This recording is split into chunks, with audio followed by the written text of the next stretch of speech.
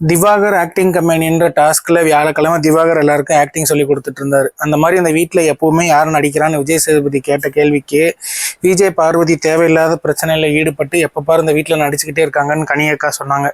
அதை கேட்டுட்டு வீட்டில் இருக்க எல்லாருமே விஜய் பார்வதி தான் சொன்னாங்க. உடனே மக்கள் எல்லாம் கை தட்டவும் விஜய் பார்வதி கடைசியில் உட்காந்து திவாகர்கிட்ட அழுதுகிட்டு இருந்தாங்க. அழுகும் போது அந்த ஆளு 50 ஆளுக்கு தான் வந்திருந்தாங்க.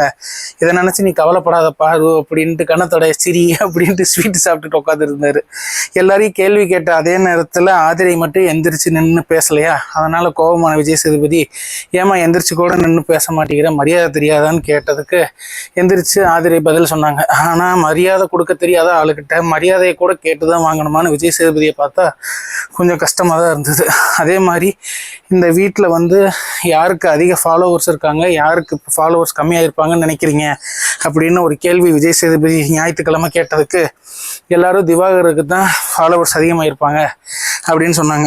ஆனால் அதால்கிட்ட இப்போ இன்ஸ்டாகிராம் அக்கௌண்ட்டே இல்லாமல் எல்லாரும் ரிப்போர்ட் அடித்து தூக்கிட்டாங்க.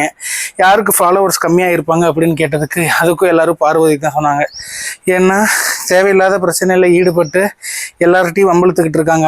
அவங்க ஆட்டிடியூடே சரியில்லை, ஏதாவது நம்ம ஒன்று பேசணும்னா சிரித்து நம்மளை எப்படி கடுப்பேற்றணுங்கிறத பண்ணுறாங்க அப்படின்னு அதுக்கும் எல்லாரும் விஜய் பார்வதி தான் சொன்னாங்க. அதுக்கப்புறம் சாப்பிட்ற விஷயத்தில் பிரியாணியை தட்டில் குண்டானில் போட்டு கொடுக்கறதுக்கு முன்னாடி தட்டில் அவங்களா போய் போட்டுக்கிட்டதுக்கு அதுக்கு வேற ஒரு பிரச்சனை நடந்தது. சாப்பாட்டுக்கு வேற இப்போ அடிச்சுக்க ஆரம்பிச்சிட்டாங்க.